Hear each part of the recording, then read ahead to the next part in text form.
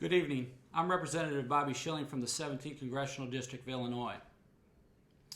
I just attended my first State of the Union address in person, and I was pleased the President is speaking to our budget crisis. As I did on the campaign trail, I firmly disagree with his position on health care, and even after his speech tonight, I am convinced more than ever that my vote to repeal Obamacare last week was the right one. The negative aspects of this bill far outweigh the positive items it contains. The bill will cost millions of jobs, add billions of dollars to our national debt, and weaken the quality of our care. I support reform, but we need to do it in the right way. As a small business owner, I have seen firsthand how President Obama's health care plan has hurt my fellow small business owners and literally stopped them from hiring and expanding. This is simply not good for America. I strongly support reforming health care and allowing the millions of uninsured and underinsured to get coverage, but do not support doing so at the expense of our economy. You sent me to Washington to find a better way, and I look forward to working with the President and my congressional colleagues to do just that.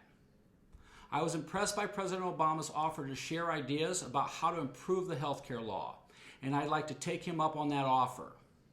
As a small business owner and a father of 10, I was directly affected by the health care law. The law institutes an individual mandate tax and a 1099 tax that will cripple small business, costing millions of jobs. It also limits individual choice. I chose to forego my congressional health care plan because I wanted to have my own choice on how to provide care for my family.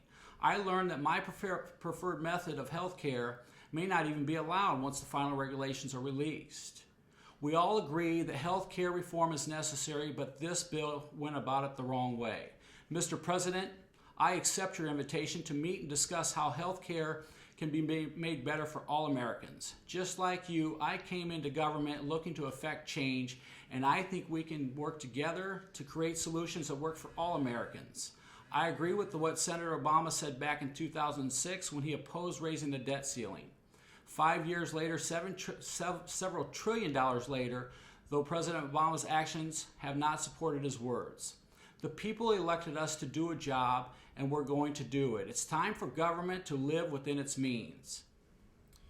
Thanks for taking the time to watch my video response tonight, and please follow me on Twitter. Become a fan of me on Facebook, and please visit my website if you want to share your thoughts with me.